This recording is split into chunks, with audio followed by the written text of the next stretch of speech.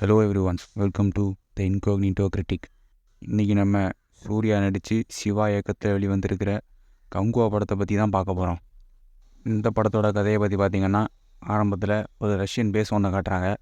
அது ஒரு சின்ன பையனை காட்டுறாங்க. அந்த பையனை வச்சு ஏதோ ஒரு ரிசர்ச்லாம் பண்ணிகிட்ருக்காங்க.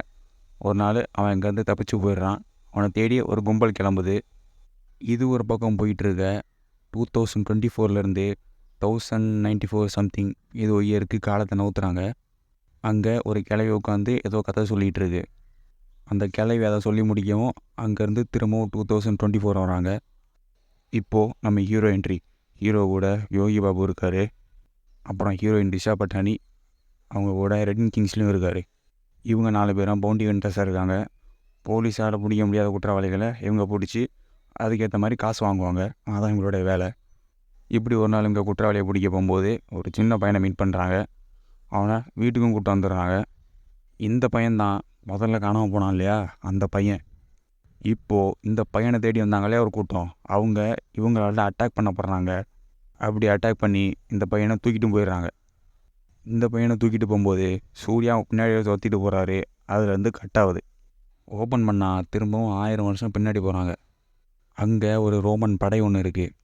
அவங்க போர் செய்கிறதுக்கு ஒரு இடத்த தேடிட்டு இருக்காங்க. அப்படி தேடிட்டு இருக்கும்போது இவங்க கண்ணில் மாட்டுற ஒரு இடம்தான் ஐந்தீவு. அந்த இடத்த 5ஆக பிரிக்கிறாங்க. 5 இடம் இருக்குது. ஒவ்வொன்றுலேயும் ஒவ்வொரு தொழிலாக எடுத்து பண்ணிகிட்டு இருக்காங்க. அதில் ஒரு கிராமத்தில் தான் நம்ம இன்னொரு சூர்யா இருக்கிறாரு. இப்போ இந்த ரோமன் படை தளபதி நம்ம நேராக போனால் கண்டிப்பாக அவங்கக்கிட்ட தோற்றுரும் அப்படின்னு ஒரு சூழ்ச்சி செய்கிறாரு. அதுக்கப்புறம் தொடர்ச்சியாக நடக்கிற சம்பவங்கள், அந்த சூர்யாவுக்கும் இந்த சூர்யாவுக்கும் என்ன சம்மந்தம், அந்த பையனுக்கும் சூர்யாவுக்கும் என்ன சம்மந்தம், அதான் இந்த படத்தோடைய மீதி கதை. படம் ஆரம்பித்த 2 நிமிஷம் நல்லா தான் போயிட்டு இருந்தது. அதுக்கப்புறம் இந்த இப்போ டேக் ஆஃப் ஆயிரும், இந்த டேக் ஆஃப் ஆயிரும் அப்படின்னு நினச்சிட்டு இருந்தா கடைசி வரைக்கும் படம் ரன்வேல தான் ஓடிட்டுருக்கு.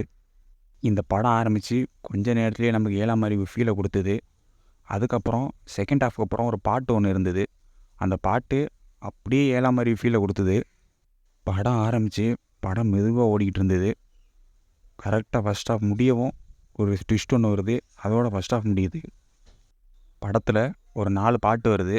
அதில் குறிப்பாக நான் சொன்னேன்ல, அந்த 7ஆம் அறிவு வர்ற சீனு, அந்த பாட்டு கொஞ்சம் கேட்குறதுக்கு நல்லா இருந்தது. பேக்ரவுண்ட் மியூசிக், மற்ற மியூசிக்லாம் ரொம்ப நல்லா இருந்தது. டிஎஸ்பி ரொம்ப நல்லாவே போட்டிருந்தார் படத்துக்கு. விஷுவல்ஸ்லாம் ரொம்பவே நல்லா இருந்தது படத்தில். இந்த படத்தில் வர்ற அந்த பையன் சூர்யாவை வெறுப்பான். அதுக்கு ஒரு நல்ல ஒரு காரணம் இருக்கும். ஆனால் சூர்யாவுக்கு இந்த பையனை பிடிக்கிறதுக்கு எந்த ஒரு காரணமும் இருக்காது. அதை ஏன் அப்படி பண்ணியிருந்தாங்கன்னு எனக்கு தெரியல, ஒன்றும் புரியல. இந்த பையனுக்காக சூர்யா தண்ணிக்குள்ளே போயிட்டு முதலை கூடலாம் சண்டை போடுவார். அதெல்லாம் செம காமெடியாக இருந்தது. ஏண்டா ஒரு நியாயம் வேண்டாமாடா, தண்ணிக்குள்ளே போயிட்டு முதலை கூட சண்டை போடுறீங்க. அதுக்கப்புறம் படத்தில் தேவையில்லாமல் ஒரு ஹீரோயின், 2 காமெடியன், அவங்க 2 பேர் எதுக்கு வர்றாங்கன்னே தெரில. அந்த ஹீரோயினுக்கும் வேலையே இல்லை. இந்த படத்தில் விஷுவல் எஃபெக்ட்டும் சவுண்ட் எஃபெக்ட்டும் ரொம்ப பிரமாதமாக இருந்தது. ஆனால் அதுக்கு ஏற்ற சரியான கதையே இல்லை. அனிமல் படத்தில் நடித்த பாபி டயால், அவர் தான் இந்த படத்தில் வில்லனாக வராரு. அவருடைய போர்ஷன்ஸ்லாம் நல்லா தான் இருந்தது. அப்புறம் சூர்யாவுடைய கெட்டப், அது ரொம்ப நல்லா இருந்தது. அது நல்லாவே பொருந்துச்சு அவருக்கு. இந்த படத்தில் நிறைய செலவு பண்ணியிருக்காங்க. அது படம் முழுக்கவே தெரிஞ்சுது. அது ஒரு நல்ல விஷயம். அப்புறம் படம் முடியும் போதே கார்த்திகை காட்டுறாங்க. கார்த்திகை இது காட்டுறாங்க, வேறு எதுவும் இல்லை, செகண்ட் பாட்டுக்கு லீடு கொடுக்குறாங்களாமா. நமக்கு ஃபஸ்ட்டு பாட்டு பார்க்குறதுக்கே உடம்பு தாங்கலை. இப்போ செகண்ட் பாட்டு வேறு லீடு கொடுத்துருக்காங்க. என்ன நிலம ஆக போகுதுன்னு தெரில. மொத்தத்தில் இந்த படம் எப்படி இருக்குது அப்படின்னு கேட்டிங்கன்னா, இந்த படம் ஒரு விஷுவலாக ரொம்ப ஸ்ட்ராங்கான படம் தான். ஆனால் படத்துக்கு ஏற்ற கதையை அவங்க இந்த படத்தில் கொடுக்கல. ஒரு வேளை செகண்ட் பாட்டில் கொடுப்பாங்களா இருக்கும்.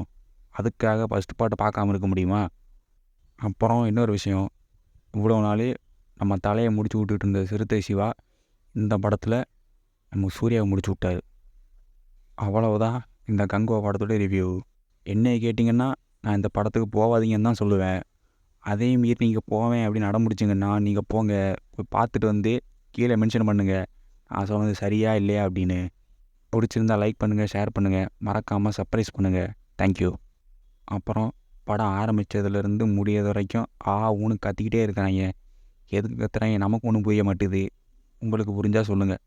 காது ஜவ்வு கிழிஞ்சு போயிடுச்சு.